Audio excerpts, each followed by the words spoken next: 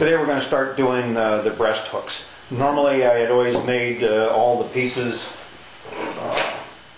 tapered them in, glued them up, get some color in it, and then shaped it and then got it to fit. And I thought there's got to be a better way to do this, and so what I did was I made a tray. I made out a cardboard template to fit, put in a nice arch, which I will cut each of the pieces to fit this arc so I get the length right. And then I made a piece, I took a piece of 8-inch marine grade ply that I'd had around when I was making NACA foils for rudders and dagger boards, and then shaped it, put in some incising lines up at the front here to make it bend a little better. I'm going to take some Gel Magic in the bottles, and I'm going to mix this up and make a nice thick bead in here. Gel Magic, once you put it someplace, it sticks like chewing gum on the bottom of your coffee table if you have teenagers. Okay, we've got our board, backing board, all buttered up with Gel Magic along the edges, and it is a big gap filler, so just kind of get it up and put some light clamping on it. Make sure it's jammed up into its corner.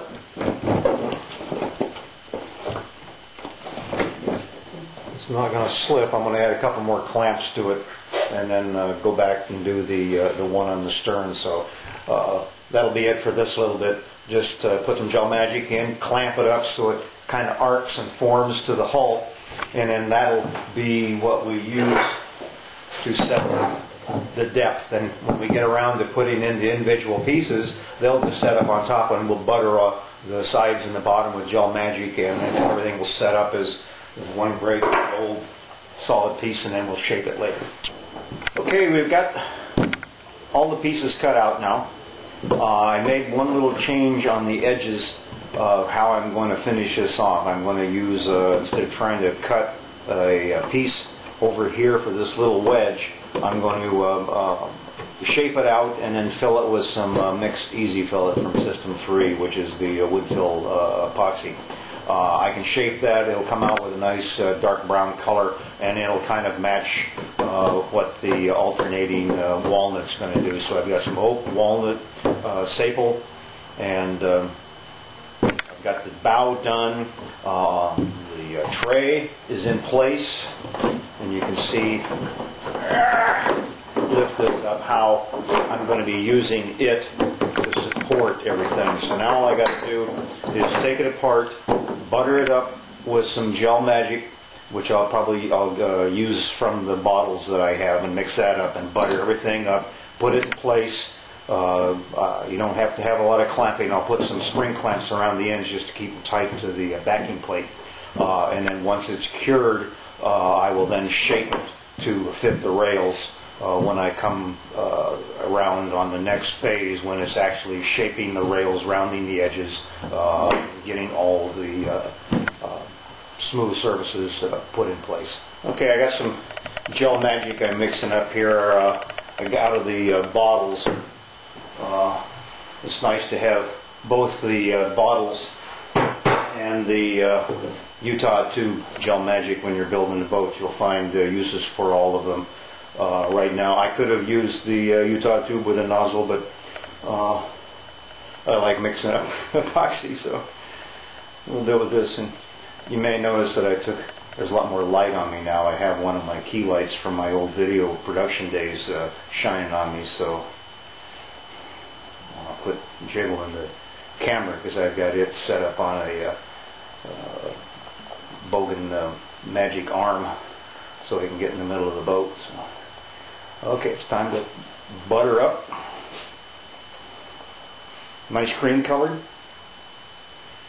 Put a little bit. Getting it all over everything. Oh well, it sands down. Okay.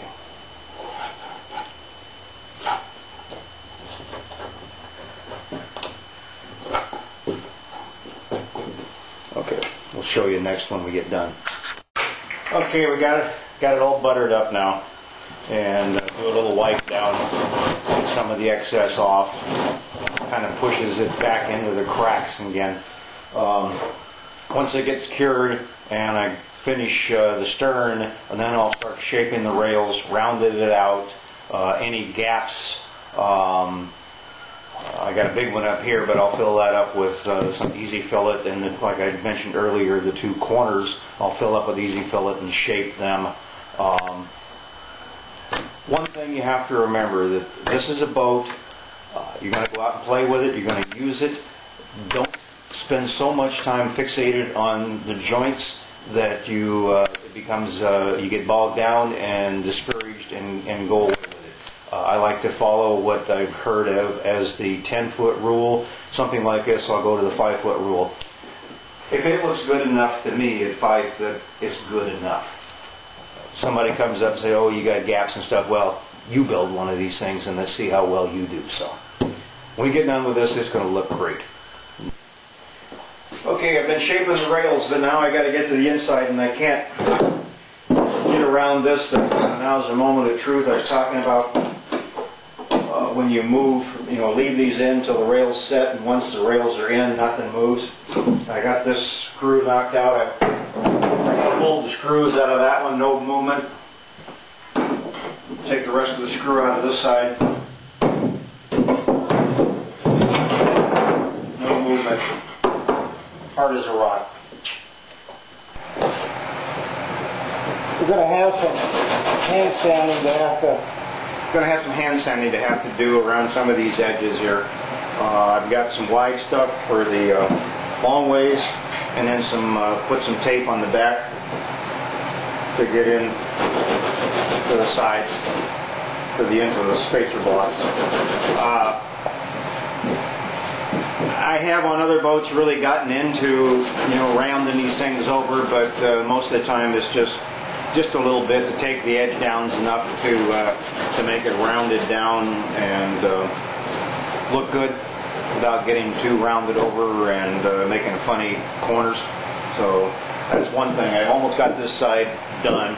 I got to put some easy fillet into some of the corners on the breast hooks, and then on the very bow part where there's a little bit of gap in there, and then I'll be able to stay in it. But the boat looks a lot better now since I got those cross members out here. It's starting to really take shape. So, okay, we're going to be using some easy fillet from System 3 here, which is a wood-filled epoxy, to fill in a couple little cracks and some gaps along here. And this, so as soon as I get off my glove, I can only do so many things at one time. Put a little bit in here. I taped off the edges so it wouldn't be getting it on everything to have to scrape it down. I'll come back with a putty knife to push it in a little more. Make sure you're not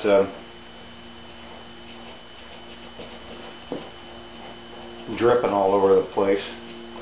Kind of push it in and get out the air bubbles.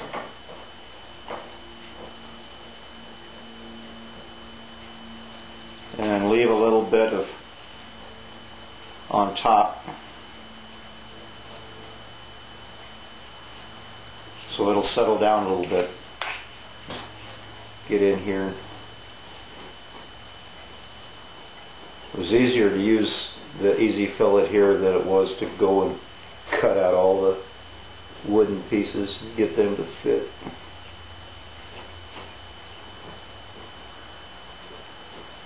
And it's hardened up. It's hard as wood because it's made of epoxy and wood. So that's enough for now. I got to go do that on the other end.